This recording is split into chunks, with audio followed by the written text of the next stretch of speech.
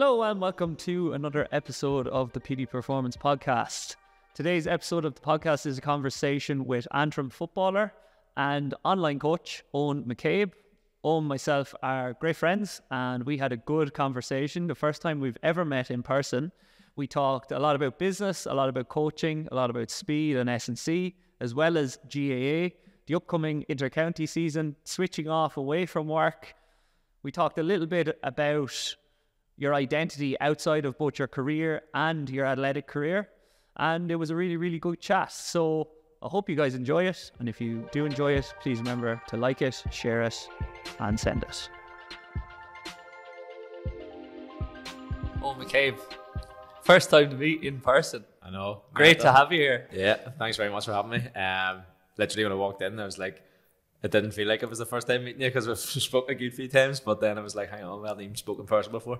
But yeah, about time. Good to finally meet. It's surreal, isn't it? Kind of like, in a way, because like we've had hour-long conversations in the past, multiple occasions, voice notes, messages through the years. And it's been years, but it's kind of like when those two gamer kids meet after all that time. And it's kind of like, and I shook your hand first and then I put the coffees down and I gave you a hug. Yeah, like because I shook your hand, I was like, didn't think anything of it. And then back of my head, when I was like putting my jacket down, I was going, fuck, hang on, we haven't met before. Then you came in for the hug, I was like, yeah, that's better. Yeah. But yeah, it's like, even, I suppose, in different, you go to meet-up days or go to meet other, like go to a workshop or something and you see other coaches that you know from Instagram or online and you're going, I kind of know you, but I don't know you. Like, I know who you are, but I've never said hello to you in my life. So yeah, it's mad. And the other side of that is often you meet people at those conferences and whatnot that you get on with and you're like, oh, this is the first time meeting, it's kind of awkward. But then often you meet people that online, you're like, oh, I don't really like him online. I bet you I wouldn't like him. And then you meet them at the conference and you're like, completely different. He's bang on. Like, yeah, 100%, legend. 100%, big time. That's the value in those networking opportunities, I guess. And we were just speaking there about like how we both don't really have time for any sort of feuds or coaching feuds because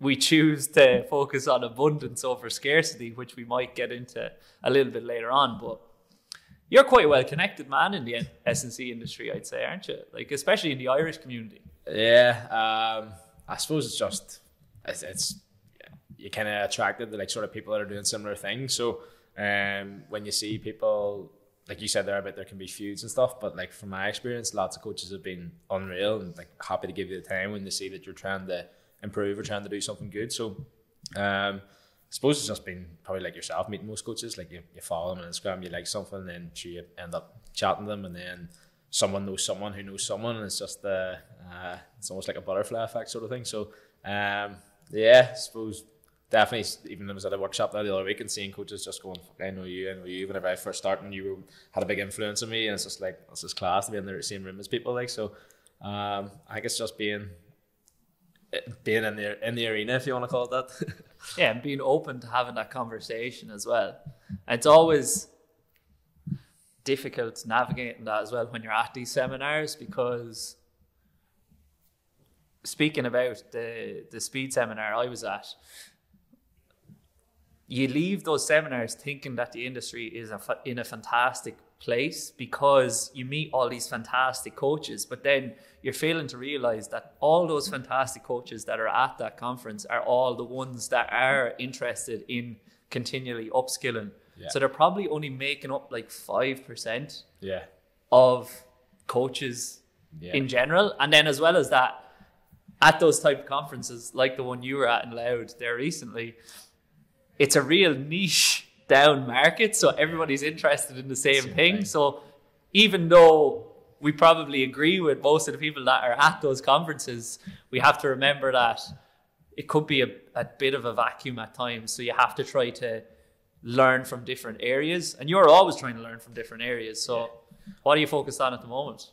I think, so you said that question through, it was like the big thing I'll be focusing on has been, a lot of it's been business oriented and actually growing a business and trying to, I suppose the focus is trying to actually have a business rather than like a hobby that you kind of do for a couple of quid. Like, so Yeah, that's been the main thing. So a lot of it has been sort of very like business focused, but then trying to, I don't know, obviously take the S&C side of things. Like you're trying not to lose sight of like, right, you're an S&C coach at the end of the day, so that's like your bread and butter. So at the minute, it's been, I suppose, looking at more conditioning side of things, and like there was a lot of, especially going through the off season last year, like how do you continue to evolve athletes year after year, and it's not a case of just sort of rinsing and repeating the same year over time. It's like, right, what's the compounded effect, or how do we make next year better than the year before, and how do we continually improve? So kind of went down the rabbit hole of like conditioning a lot, and then obviously that Gareth Sanford, his workshop popped up last week there, and I was like, right, jump at this, and there's been more food for thought. And it was one of those ones you probably get a lot of the time. It's like it reinforces that you're on the right tracks, but it maybe gives you a few more things to look at, and it makes it make a bit more sense. So I suppose, yeah, the conditioning side of things probably what I'm working on at the minute, putting that into practice. And then, yeah, it's been heavily business focused as well. Yeah, that's been the main thing I've been learning from. You're quite good at seeking out external feedback as well, and kind of seeking out mentorships and learning opportunities. Is that something you've learned through the years? Because I know that when you were a very young coach, you were in under quite a pivotal mentor for you. Yeah. Is that just something that you've naturally done over time, do you find, or do you have to consciously do it? No, I think to me it feels natural. Like when I sort of kind of stumbled across my first mentor, and Dan McCaffrey that owned the gym that I used to work in, and that was what I saw from him. Like he was always going to different mentors, learning from different people, going to different courses, and then he would have hired mentors in America, and he would have been flying over every other month. And I was like, right, that's just what you do. Like, and I was going, that's his class. Like, he was going to, like, his mentors were based in California. He was going to California all the time. And I was going, right, I need to get in on this. So, I suppose just being in, kind of fell into a nice kind of circle, and that was the done thing to do. Always learning, always maybe going to people that are doing what you want to do and trying to learn from them. So it kind of did feel natural. And I suppose it's like looking at all the areas that you're trying to do something well in, and being like, how can I get feedback in that area, or look at who's going well in that area and trying to learn from them. So I kind of accidentally stumbled across it, which made it a bit easier. And then I suppose the more I've been doing it, it's opened up, rather than just being all in and coaching. It's like, right, you've coached a mentor, maybe a business mentor, maybe you've like at the minute like mental performance and kind of like life sort of mentors as well. So I think, yeah, it's definitely, the more you do it, the more easier it becomes, the more natural it becomes. How do you get the most out of those mentorship opportunities? Like, how do you focus on being the best mentee possible? Or do you even focus on it? Probably deliberately don't focus on it. Don't deliberately focus on it.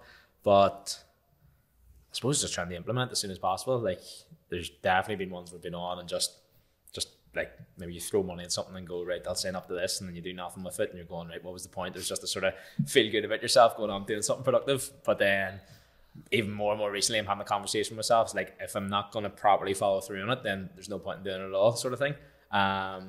Because I have signed up for courses in the past or bought books or something and just never read them. So it's like, right, if I go into this, I have to try and implement everything as quick as possible. So yeah, trying to take the lessons, obviously learn from it, but then the implementation is the big thing, trying to implement that as much as possible. And I suppose it's a bit of a fear of going through a learning process and then being in the same place after if you don't actually apply it. So it's like, right, I need to do the work to make it worthwhile, sort of thing.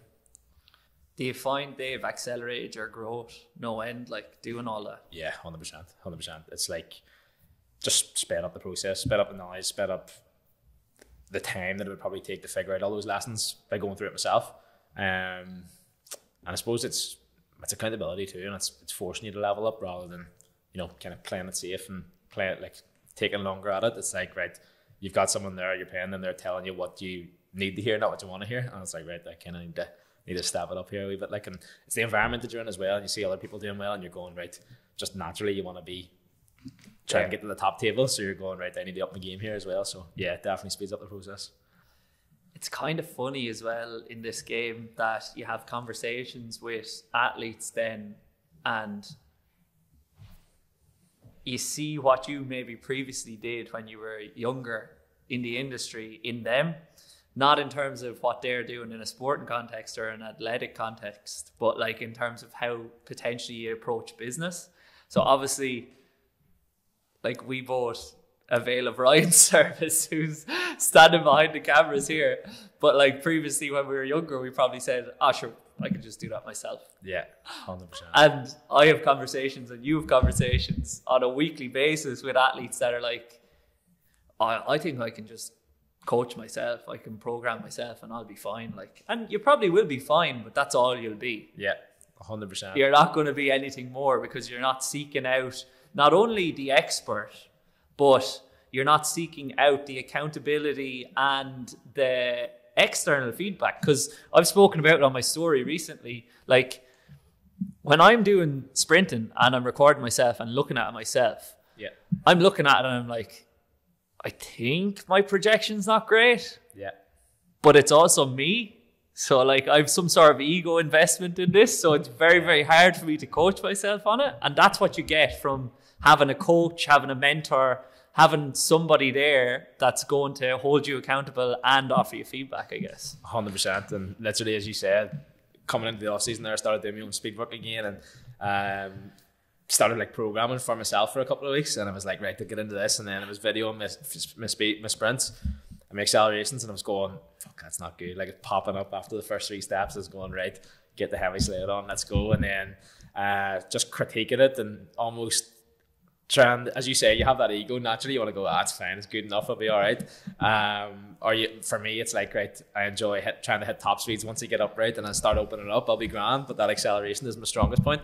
So I'm like always with a kind of pushed acceleration to the side, and just like I just want to see a PB in the GPS, like because like anyone. Yeah. But I probably realized like right, what actually needs to be focused on. It was like right, that acceleration, and it was just then I was like trying to flick the switch and just almost like rip myself apart and being critical. But again, you're never going to be as critical of yourself as maybe someone getting that external feedback, as you say.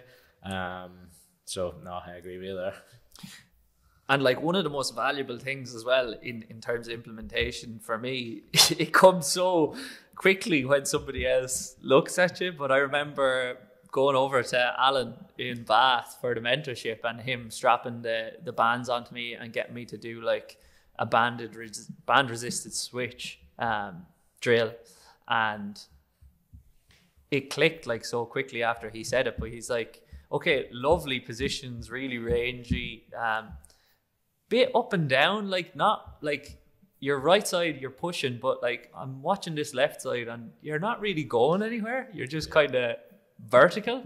And when I saw that, I was like, oh my God, my left side is doing nothing. My right side is doing everything, which is why my right side is sore at times and why my left side feels fine most of the time.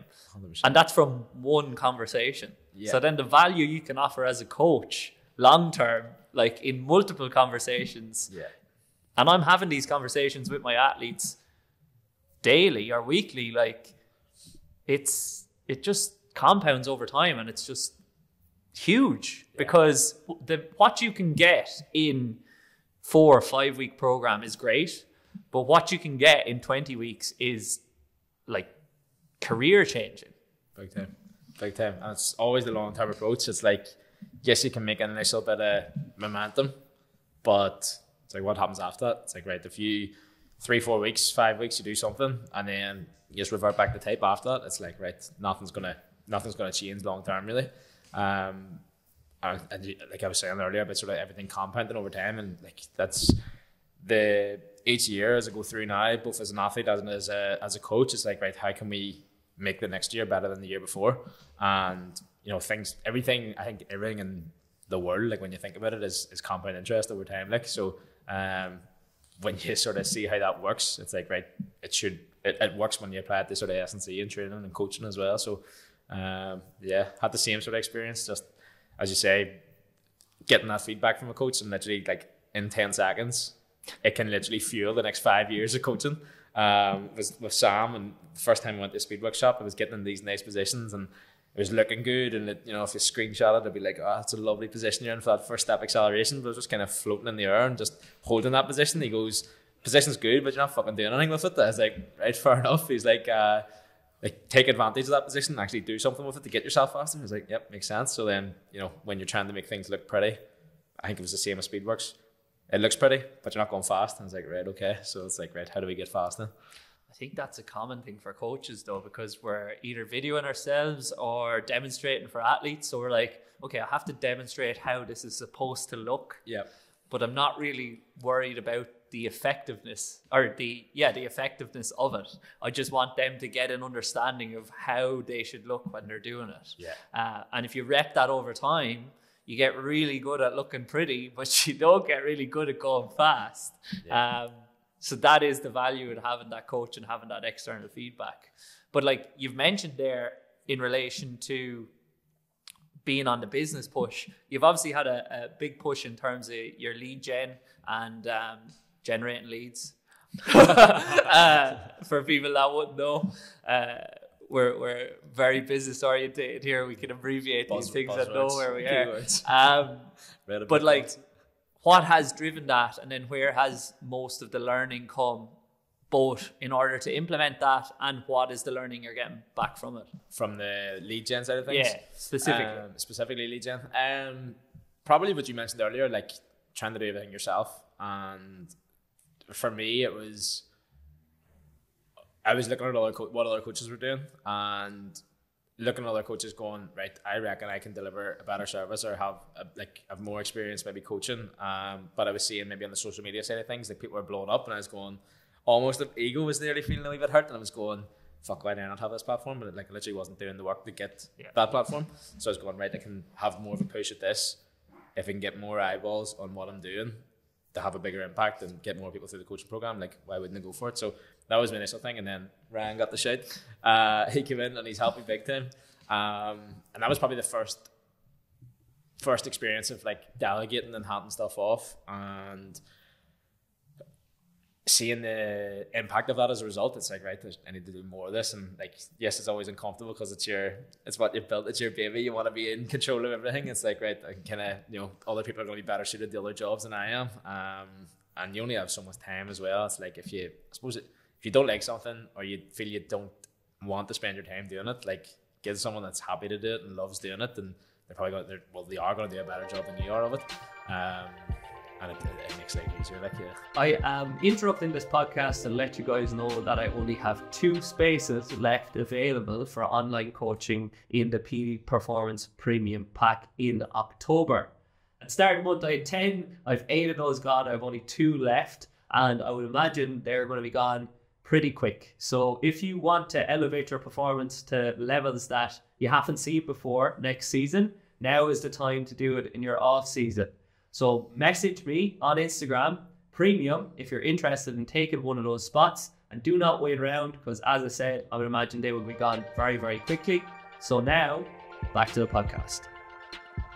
It's so uncomfortable though. I'd say Ryan is laughing in his head here at the 2 of us. But like, because you've built it up and you've done it for so long, handing over that trust and that care to somebody else and like just letting them go at it is tough. It's probably similar to if you have a child and you're dropping them off at junior infants for the first day. You're like, okay, you take care of it from here on out. Like, not the same thing, obviously, but just an analogy. It's growth though. Like, it's like with anything, when it feels uncomfortable, but you go through it, and generally you unlock a new level after that, and it's like, or you get a big realization or a big lesson. It's like, yes, it was uncomfortable. It feels better as a result. Would you do it more often? Yes. Okay, right. That's growth then. Like. And you are somebody that says yes to a lot of things. Yeah, probably too many things. Have you started saying no more? It's a conscious decision that I'm trying to make, but success of it just yet hasn't been amazing. I suppose one thing, it's like, I suppose it's if something, you know that feeling someone asks you or something, or someone says they want to do something, your gut instinct is going, fuck no, I don't want to do it. But like, naturally, I'm a people pleaser, want everyone to be happy, want to be mates with everyone. So I'm going, yeah, we'll get it sorted. And then it's maybe coming around to that event, and you're going, fuck, I have a SARE coming up. And it's like, if I'd have just had the uncomfortable conversation at the start and just said no, I'd have been fine. But then I'm trying to balance that line of like, don't be being a dick either. Like, if it's, do you know what I mean? So I suppose it's But I don't think you are being a dick by saying no sometimes. I think... It's in my own head, 100%. Yeah. Sorry, I interrupted you there. No, you didn't at all. Like, saying yes and then having to say no actually puts somebody out more than just saying no initially. In the first place, yeah. If you make a plan and then people are setting aside time for a plan and then you go last minute and go here. But it's definitely something I'm working on. But then it's like when something feels good and feels right, then you're saying yes right away. Whereas maybe in the past I would have kind of shied away from it. Maybe just saying yes and actually going through with it has been something that I focused on, as well as trying to say no a bit more too. If that makes sense. In the past, you shied away from big opportunities. Certain things that I would slightly felt uncomfortable with, like if it involved maybe like put myself out there a bit more, like even like the social media side of things. Like I did put myself out there initially, but then maybe got a bit of comments or whatever, and I was going, right, I'm sort of gonna retreat back here and pull back, or maybe something where it required a good bit of work to do, and there was that fear of failure maybe came in, and I was like, nah, I'll just sort of say no and let it pass. Whereas now it's like, no, I'm gonna say yes and I'm gonna follow through on it. I'm gonna go for it. So yeah, plus saying yes, like you're nearly creating opportunities. Like God knows what could come of it, or what can just from sort of chatting to people. Like so, tend to say I say yes a lot more than I say no. Yeah, and the only thing that is going to prove that you'll have full confidence that it's going to fail is saying no completely. Whereas like at least if you say yes and give it a go, like you might fail, but you might as well give it a go as well. 100%. You're 100% going to fail if you just say no. Exactly. And that was, like even thinking back to school, it was like exams or whatever. It was like, sure, if I just fucking wing it here and don't do anything, at least I could say, sure, I didn't try or whatever. Whereas just go for it, give it a rattle anyway. And it's like that. We chat about confidence on the pitch, like comes from knowing that you've done all the work in the background. It's like when you literally give it a rattle, you go all in. And even if it doesn't work out, it's like, sure, give it a fair rattle anyway. Like, sure, what's there? It is what it is. Yeah, just because you didn't succeed ultimately as well doesn't mean that you haven't learned loads of valuable lessons and gained so much from even the pursuit of it. Like, do you 100%, know? 100%. Just because you didn't get €1 million or £1 million company, like, doesn't mean you haven't got whatever, multiple 100,000 company. Like, yeah, exactly. Aim high and give it a go. And that frustrates me as well in regards to athletes and how they treat their sport. Like, because I think it's a Jim McGuinness thing that he said with Donegal. He's like, lads, we're going to be here 3, 4, 5 nights a week anyway. We might as well give it 100% while we're here. Exactly. What's the point in showing up if you're just going to show up to show up? Like, you might as well give it a rattle, as you said. Like, yeah, big time. Do you use that approach yourself in relation to when you're playing both at club and county level? Yeah, definitely something that I would have gone through phases of times throughout the year where things have just been, say it's a hectic training schedule, maybe in like winter, cold, wet, raining, and you're just going, the last thing I want to be doing here is get out to training. But then it's like, right, when I'm there, it's like, right, after the warm-up, maybe going through the warm-up, it takes you a bit slow to get through it, but then literally once you get going, you're like, right, I'm here now, like make the most of it. And then, you're leaving training after a good session, you're going, right, it was all worth it again. So yeah, definitely being a bit more conscious of it recently. And I suppose it was almost like trying to, maybe when the occasion's a bit bigger and maybe it's a bigger game, it's like great to get up for. But then this is how I probably would have experienced it. Like when the occasion's bigger, it's a big game, easy to get up for. But then when maybe it's a training session, maybe numbers are down, the weather's a bit shit, it's going, right, maybe it's a bit harder to get up for, but it's a step in the process, and you're just creating a story around something. Whereas literally the task is you're going to the pitch, whether it's a training session or a match, you want to show up in the same way as you would and trying to perform at the same level you would for the biggest game of the year compared to, the first training session of the year. So yeah, trying to bring that standards really, like, isn't it? But consistency compounds. That's what we're saying here in both business and in sport. Like, so if you turn up and give it your all every session throughout the year, it's likely or more likely that it's going to pay off on the big stage. Like, yeah, 100%. if you go half-arsed at something, like compared to the same amount of time, you're there for the same amount of time anyway, as you say. You may as well give it a full rattle while you're there, rather than sort of.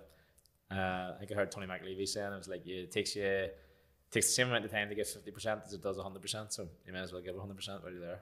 Like, absolutely. Don't know if he coined the phrase, like I'm sure someone. But like if you fail and you don't achieve what you wanted to achieve, and you didn't give it 100%, then what are you disappointed for?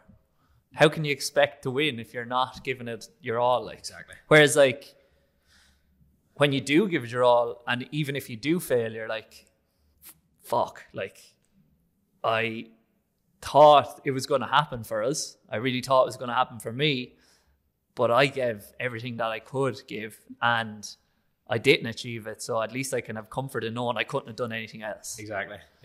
There's comfort in that, and I've been on the other side where I haven't gone all in and things haven't worked out, and you feel more annoyed that you didn't go all in than that it didn't work out. So like the lesson is just fucking go all in regardless of what the result's going to be. So like you've been rehabbing, you're back sprinting obviously, you just said. Scaled back again. Yeah. But because you're going all in all the time, and because the season is so taxing and so hard, do you think it is possible for an inter-county athlete to get through the season with no niggles whatsoever? Or is it just the nature of the beast? I think there's always going to be some sort of niggle or soreness or contact, like whatever. Yeah. I think anyone that gets through a full season with no, like, I don't think it exists. Like maybe there's 2% or 1% of the population or players that'll get through and feel I'm fresh and grand. I could go another 10 games. I think the majority of knowing the way players think and how they want to perform and what they'll do to try and win, like what they'll do to their bodies, the positions they'll put themselves in, like the work that they'll put in. I think it's hard to maybe not have any sort of niggle at some stage throughout the season. If you go through without a niggle. Yeah. Like this is probably GAA mentality, but are you thinking in your head, you're like, well, that person's not given what they could?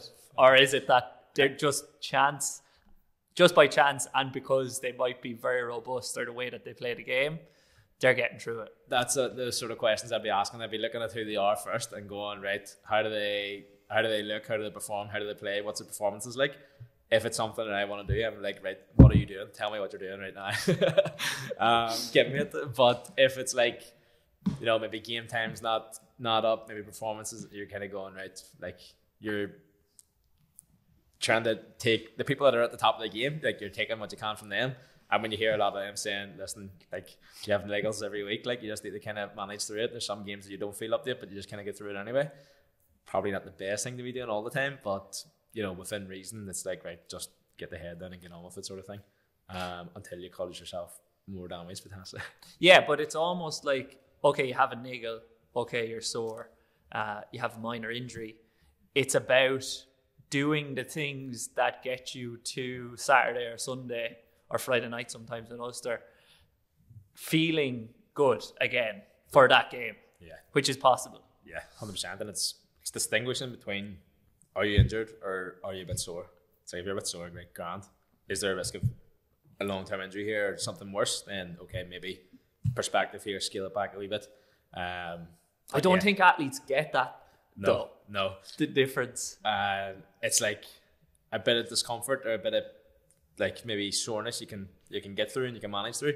But then again, you would get a lot of people who are maybe on the verge of breaking down. They're going, nah, I'm grand, and then you know more long-term damage comes as a result. So it's striking that balance, if you want to call it balance, but I don't think there's anything balanced about playing at the highest level like that much. But it's funny because you get the athletes in the team and you get two sides of it. You don't get that many of them. You have more athletes in the middle, but you get the overtrainers and the undertrainers. Yeah. Both are always injured. Yeah. The undertrainers are always injured because they're suffering an injury. They're not actually conditioning their body to tolerate the maximal outputs because they never train, because there's always something wrong with them. So then in turn, it's a negative feedback loop. there's always something wrong with them, so they never train. Yeah. The overtrainers consistently push through injuries, trying to force themselves to will themselves to be able to play, and as a result, they make those injuries worse. Yeah. But they still play through them, but they're just in pain. Guilty. But somewhere in the middle is where you should be attempting to find yourself, and that is the value in having a practitioner, whether it's a physical therapist, physio, sports scientist, strength and conditioning coach, that you trust to pull you back as well when you need to be pulled back. Yeah, 100%. And that's literally the conversations that I've been having the last week about my own training. You know, when I jumped, I had a bit of downtime. I'd been away, came back, and the body was feeling decent. Like, the body was feeling good. Hamstring tendon issues flared up twice this year. Probably two of the worst flare-ups it's had in a long time. And then that kept me out for a good couple of weeks. So it was like, right, getting that downtime, just managing through games, like training wise, had been kind of scaled back. And then when it came to the off season, it was like, right, I'm feeling good, I'm ready to push again here. First 2 weeks, great. And then schedule kind of changed, and sort of the conversation at the end of last year was like, right, we need to spend a good couple of weeks here in the off season to get the work done that we're not going to get a chance to do in season. So I was like, right, okay. And I was like, but what about my speed? What about my run? I don't want to drop off from that. So I was going, right, okay, you give me this plan. I was going, right, but how about this? I'll add in my speed here and do this. So then the fucking first session there on Monday, had been doing speed, lower body, and then doing my conditioning on a separate day, and was feeling great.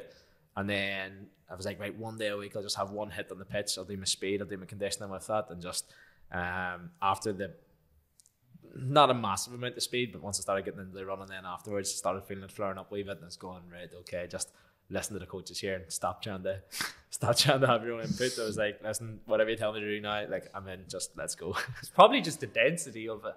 Yeah. Like, they were too close together. It's just it was too big of a hit in one go, probably.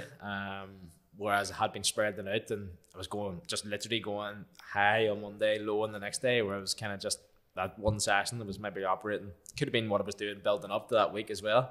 And then just that one session, I just kind of maybe pushed it a wee bit too far. But don't get me wrong, it didn't have a big flare up, like, but just it was enough to go, yep, you still have to look after this here. So we're the best people at giving advice, not always the best at taking exactly. it. We were just laughing there. I was on a solo there, like, I ran a half marathon on Tuesday, like and I said on the solo episode, I would not recommend anybody go do that off the back of even though I had done some running, I hadn't built volume enough to run that, like. Yeah. And I'm pretty sore, like, since, and like, that's completely normal. I wasn't really running it for like any physical challenge. It was more for a mental thing. Because I'm mental, basically. You need that at times too, though. You do need a bit of it at times, but like, it's hard to listen to somebody all the time, isn't it? Yeah. Sometimes it's, you know, if you're doing it for a season long, like, season now is 10, 11 months. Whether you're working away, like, you're getting stuff sent out to you, right? Complete that before we come back into collective training. So, like, you're getting that, and then by the time actual weeks with nobody telling you what to do, you might have 2-3 weeks. So you just try something as a coach, something that you want to do as a coach. Yeah, like, put something into practice. Maybe you've seen or you've been reading up on. It's like, right, I want to give this a go. So when you get that time, you kind of want to just go for it. And then even when you're starting to be told to get back into structure again, if you're not ready to get there, it's like you're maybe gonna go still kind of push against the grain a wee bit. But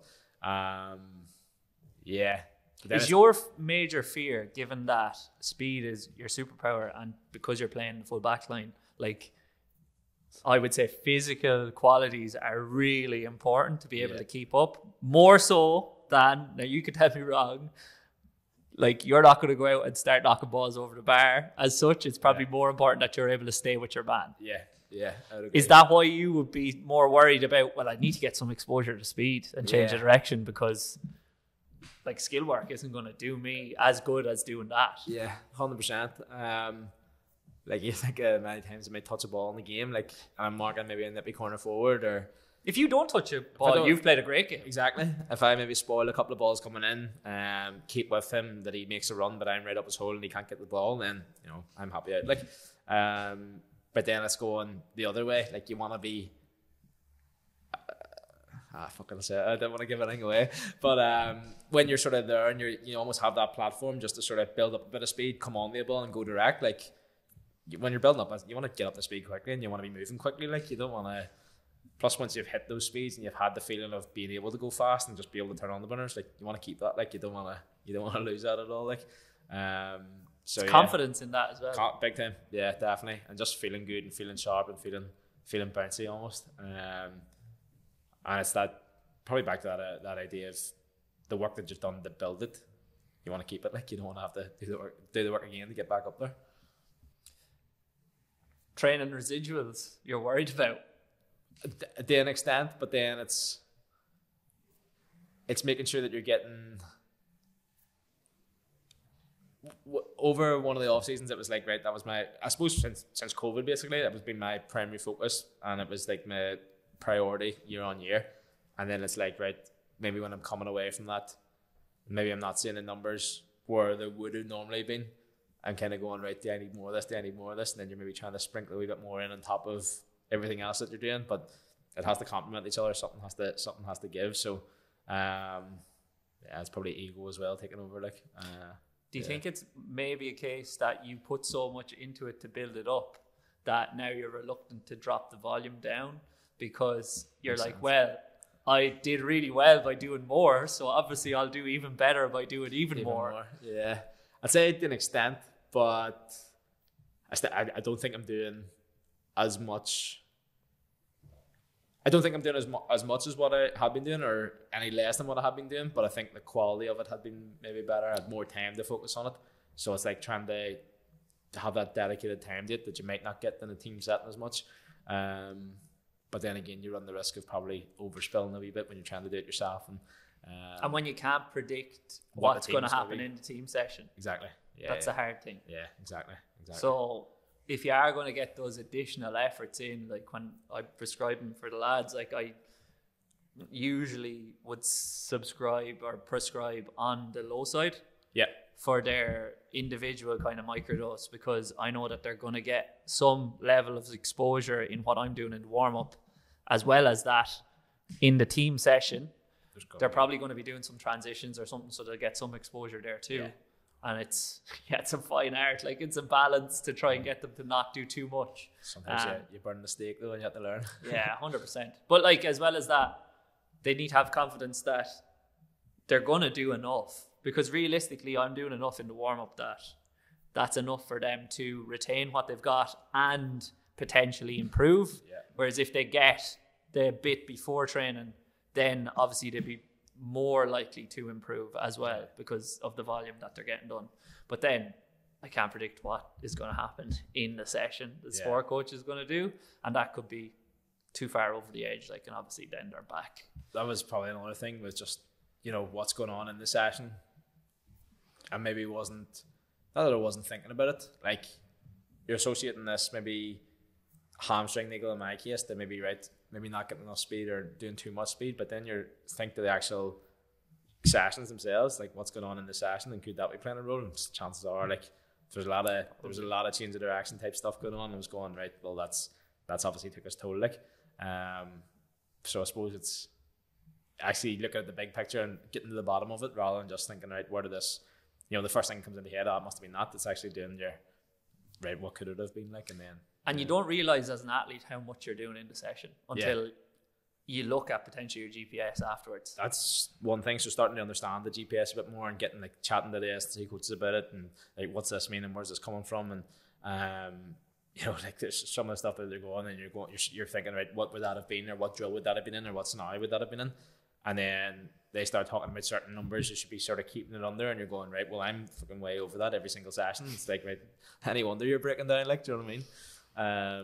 But again, learning curve and compounding on it next year. You'll know what to look out for. You'll know what to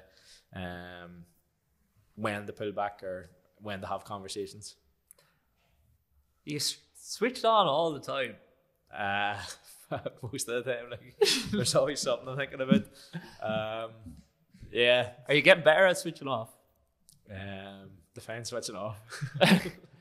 Well, I suppose when you're thinking about business, you're switching off from the inter-county and the club scene and all that kind of crack. But when you're playing sport, you're switching off from the business. Yeah. But do you ever switch off from the two of them?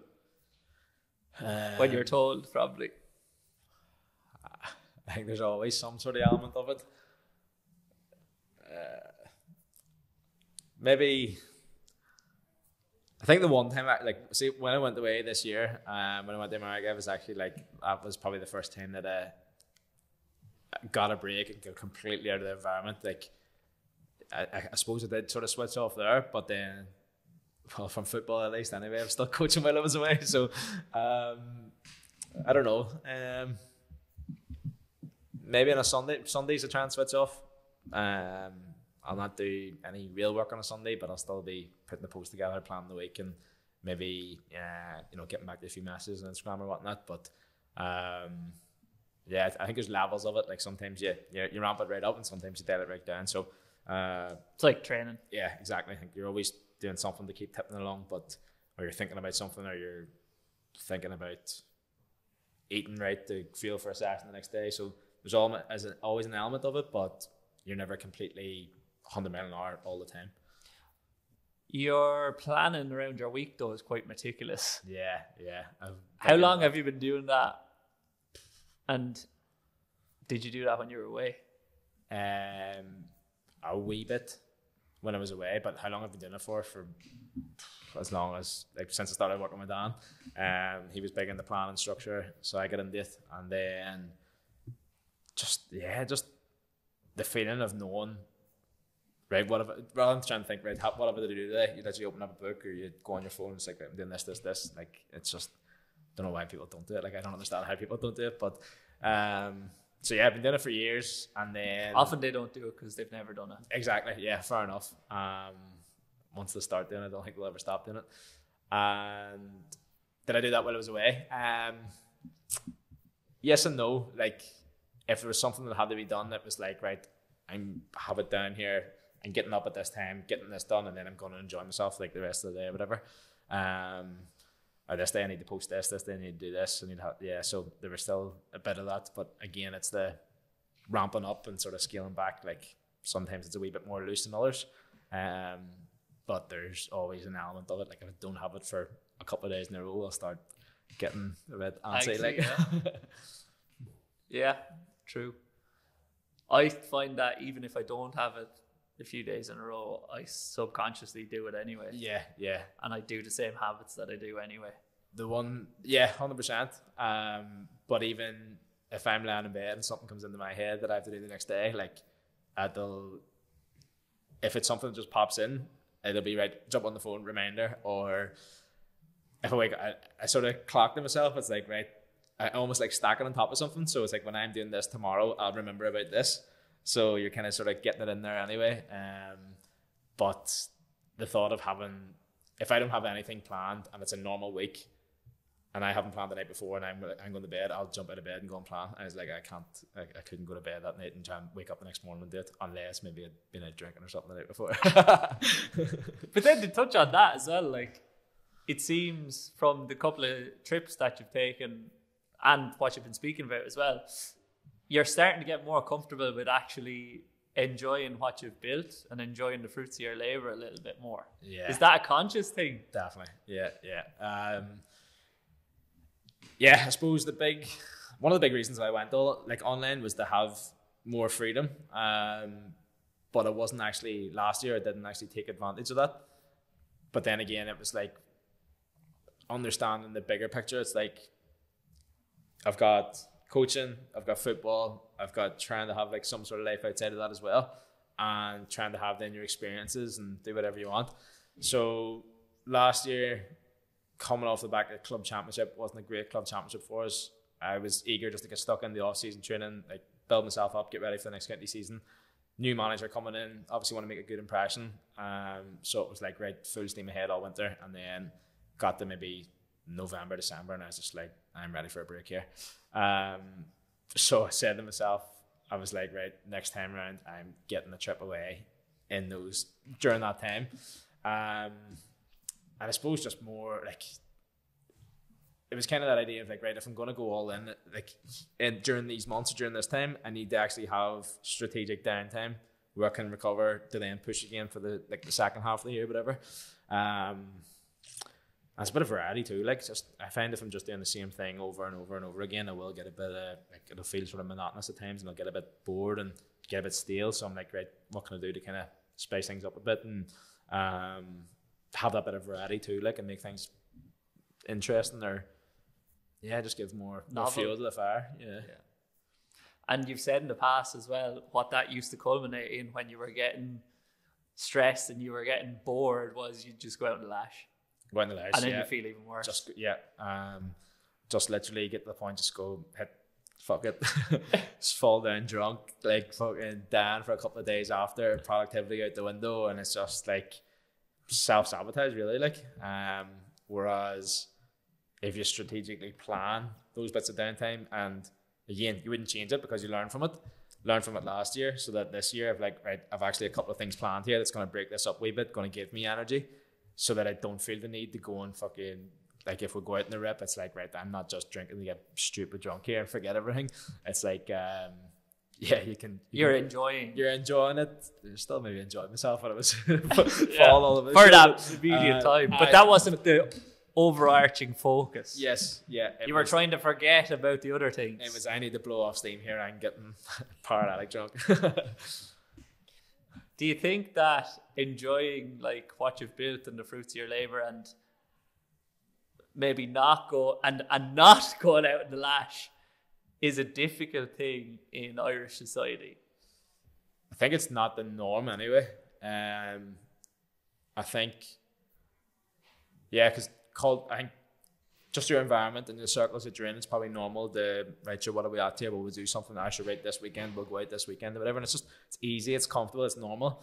And I actually remember when I was maybe 18, 19, maybe 19, 20, that it would have been like, right, every other weekend or every weekend, I'd be like, right, we'll go out. And then you're sitting there after maybe 10 nights out and you're going, what am I doing here? It's like, maybe you've planned to go and do something, but you've spent a fortune the last couple of weeks just going out drinking. You're going, right, I could be doing so much more with that, or could be getting more experiences from that. So, and then once you have that experience of going and doing something that you actually enjoy and maybe like brings you energy and brings a bit of perspective too, like, and just getting outside of that wee bubble, it's, you wouldn't go back, like, after, like, don't get me wrong, you still have your big night out or whatever, but like, when you get that sort of perspective and that experience, it's like, how can I keep doing this? You said there that your productivity didn't go down through the window, or go down through the floor, through the window, through the floor when you came back from the holiday. Yeah. Would you have had the bit of like dread around getting back to it after those big nights out that you didn't have this time around? Yeah, big time. After the nights out? Yeah. Oh yeah, 100%. Like, just probably you're sitting there on a Monday trying to get back into it, and you have the fear from the weekend going, fuck, who was I talking to? What was I saying? And then you're not right. Like, your head's up your whole till Wednesday, like, and you're by the time Wednesday comes around, you're going, right, okay, I'm feeling good again, and then next thing you know, it's the weekend again. So and you were able to continue doing a little bit of work when you were away, like. Yeah, because I was going away it was in America. That was just over 2 weeks, like, and like, couldn't go away for 2 weeks and just kind of leave everything. I would feel, I don't know, probably fear me again letting go. But I did a good bit of work before I went away to kind of have everything set up, and everything was sort of running smoothly in the background. And it was like, I just had to sort of keep tipping away, sort of thing.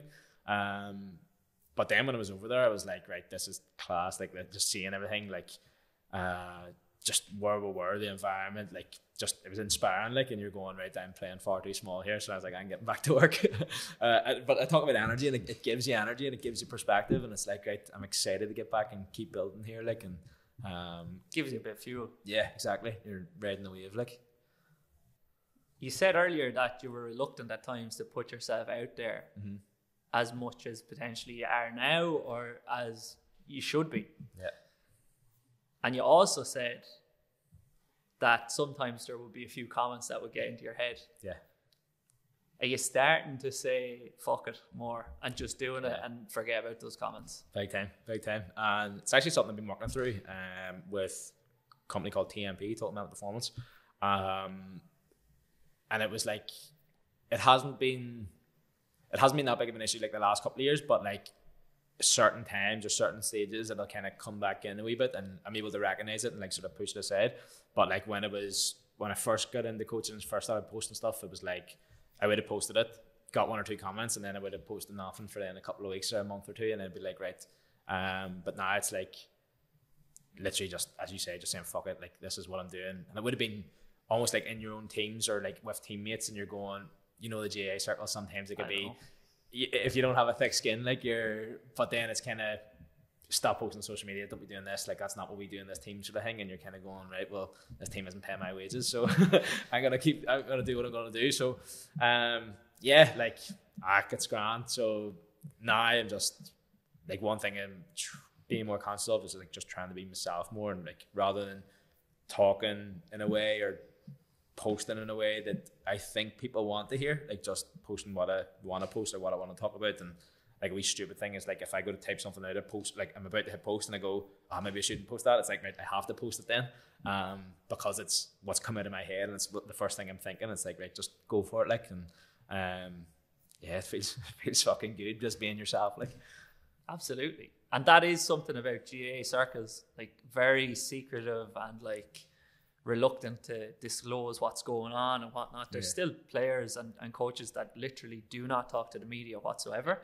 And that's what's so foreign to people from other countries and other sports in regards to that, is like, you're an amateur athlete, but you're saying no to building a brand because some fella on the team is going to call you a dick that you don't even like anyway.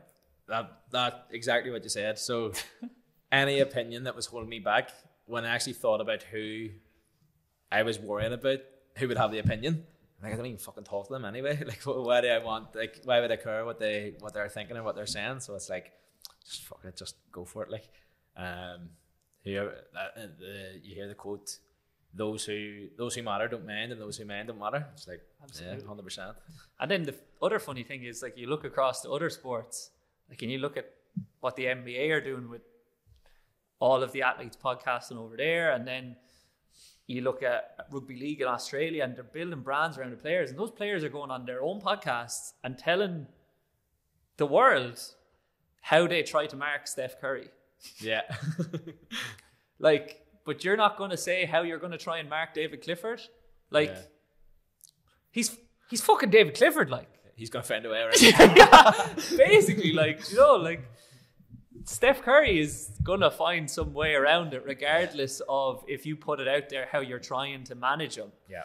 So you might as well put it out there because people will find it insightful and might gain from it. Like, whereas we're very much like, oh, don't give that away because that's the secret. Whereas if you went into multiple different county setups, some of them might be slightly different, but they'd be more alike than they are different. 100%.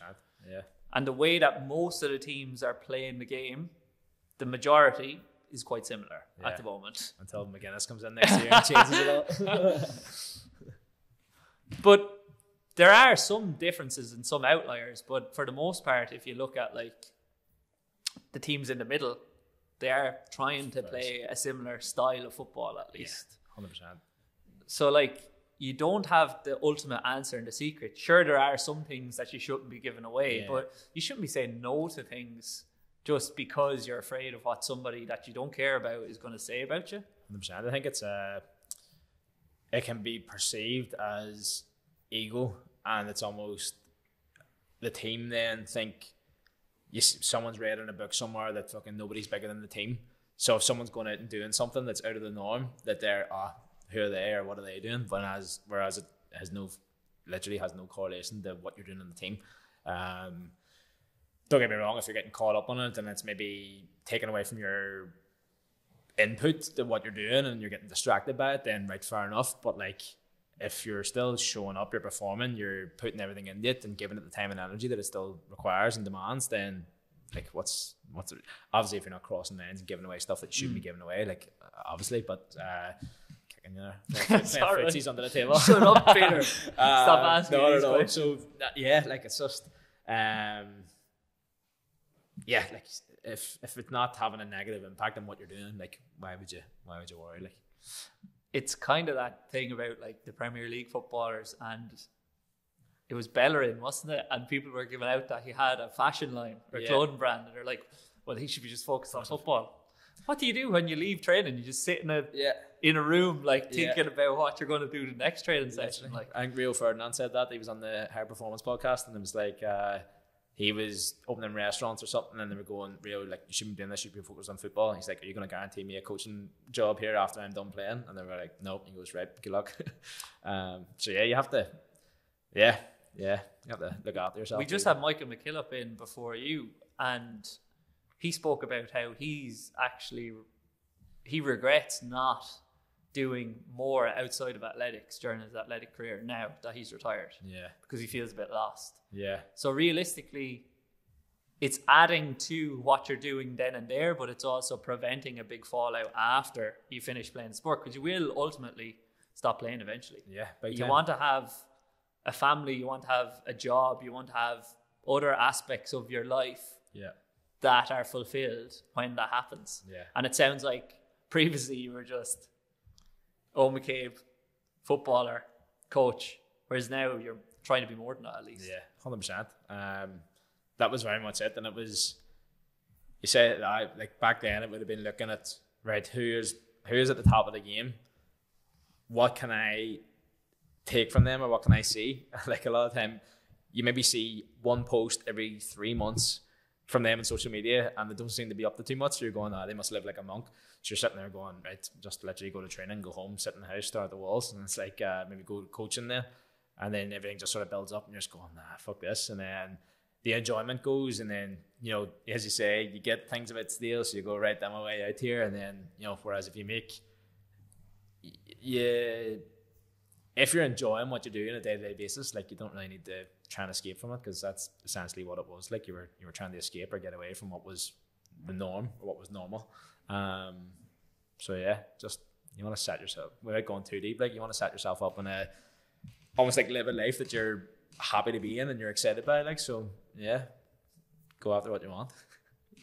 Motivational speech here. No, well, that's what we're about. But like, we touched on at the start of the podcast, and it's a good way to bring it back around. Some of it is probably focusing on abundance over scarcity, like, which is something that we both learned in Sam's mentorship. It's something that he focuses on. Is it still something that you would focus on consistently? Yeah. And then in relation to what you were saying there about leveling up and comparing yourself to other people, is it something that you have to consciously pull yourself out of when you're like, no, I'm actually doing good, I don't need to be comparing myself to that person, even though sometimes comparing yourself to that person is effective fuel if used in a positive way? Yeah, 100%, totally agree. So with the scarcity and abundance, like, it's a common daily sort of thought, and it's just been a case of, like, you hear maybe other people talking about it, and it just sort of gives you so many reminders to think about it that you just start naturally thinking about it yourself. Like me and Paula say about it all the time. Like, if we're nobody's reached out, haven't got anyone in the program this month, you're going, what's going on, and you're going, right, we can kind of look at each other, right, scarcity. And it's like, right, abundance, right, okay, and you just sort of like snap out of it like that. So it's definitely a conscious thing, but then there's the battle of abundance. Is it sometimes being careless or stupid when it comes to maybe like buying something or investing in something? It's like, right, am I just kind of throwing a couple of quid at this because sure, it's abundance, like it'll come back around, yeah. Or are you just being stupid and just going, right, maybe that's not the smartest decision right now? So that's a constant battle, but then it's going, right, if it actually makes sense, then yeah, go for it, it'll be grand. Must be good that you have the two of you, like the two of you can bounce that off each other, like, yeah, it's class. Because Paul is just straight in the middle. Like, there's no bullshit. Like, if I'm, saying something, like, she'll be like, what the fuck? So it's good that way. And then there's something you asked after that abundance question. Can't remember what it was. Comparing to other people. Comparing to other people. Yes.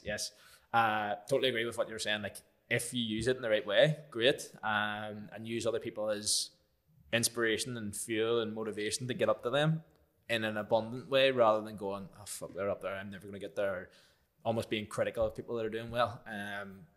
But I think by and large the people are doing well, even if there's aspects of naturally you go, people's opinion would be, he's a dick, but it's like, right, he might be a bit of a header, but look how well he's doing in this, like this is class, you can appreciate that.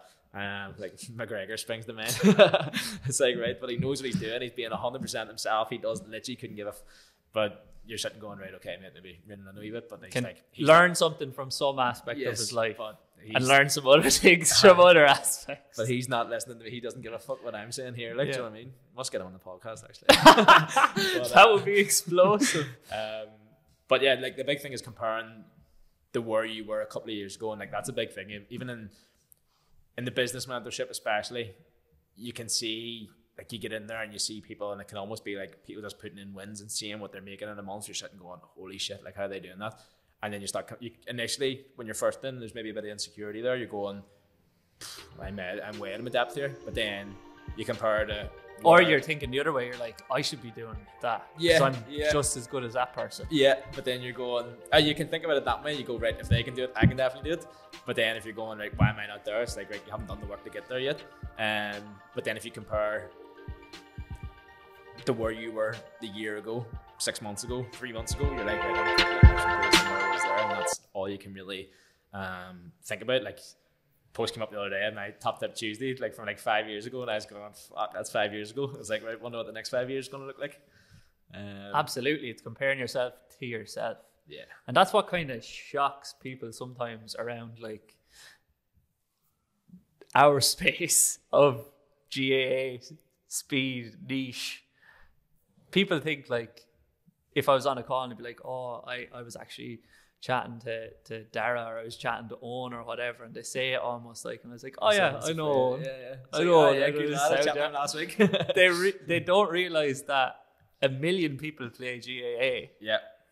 I don't know about your capacity, but I don't have capacity for 1 million people. Definitely not. So like, why would we be competitive? We are competitive maybe in a different sense, but competitive with each other that we don't want the other person to do well. Yeah, that's scarcely. Yeah.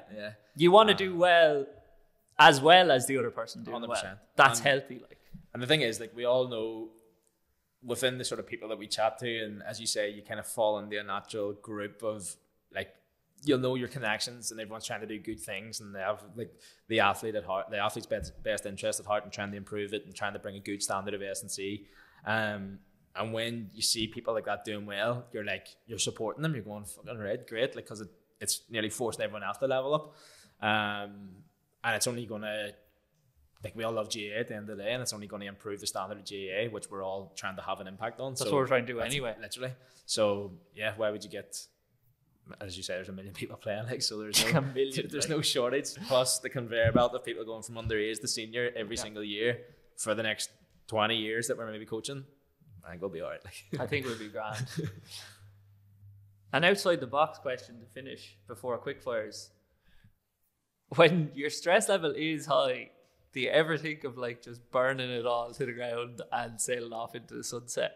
There's definitely a vision of like an exit plan at some stage. It's like, right, just once I get to here, I'm just going, right, bye, good luck, never see me again. But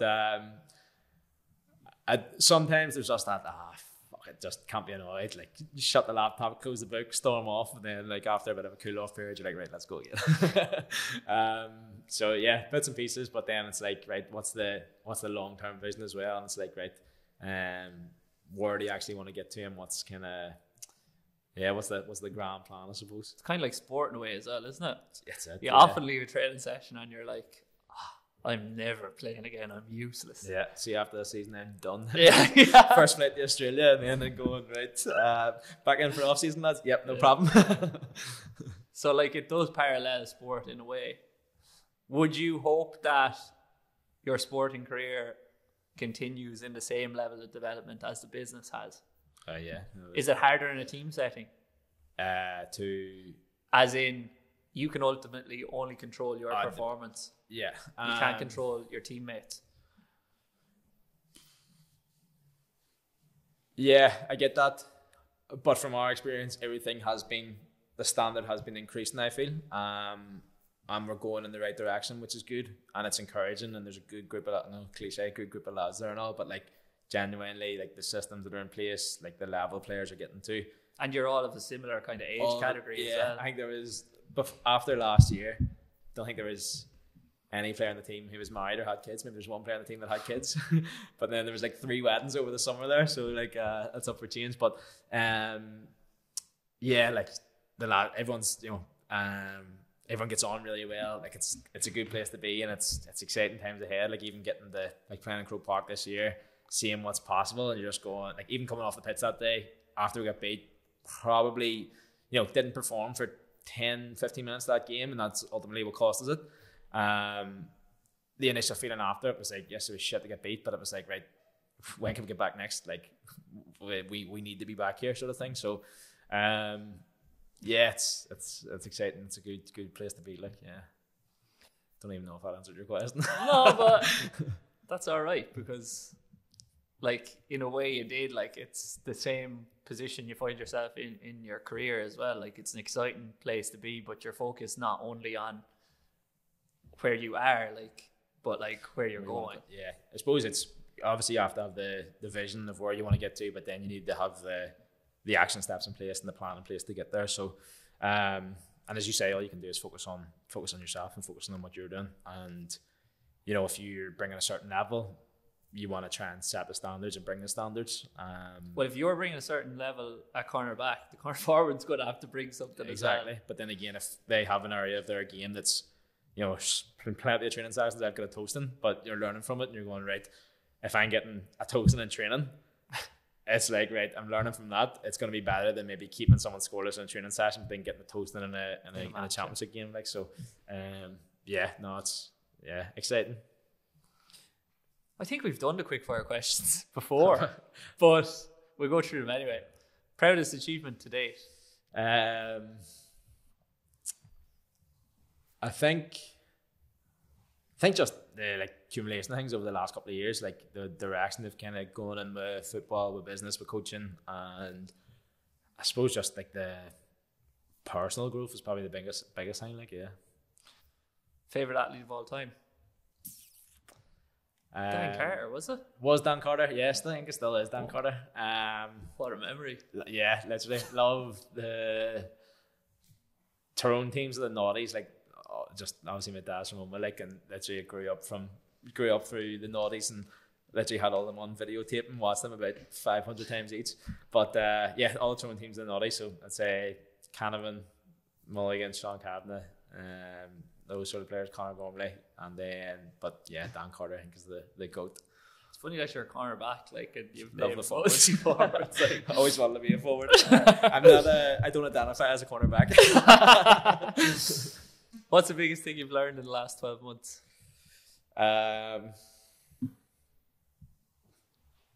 It's all going to be okay. Just fucking go for it. What would you tell your 18-year-old self? It's all going to be okay. Nice. I just go after what you want to go after. Do the work now rather than sort of pushing it off down the road. Yeah. Perfect. Thanks a million for coming on. No, I appreciate it. Great chat as always.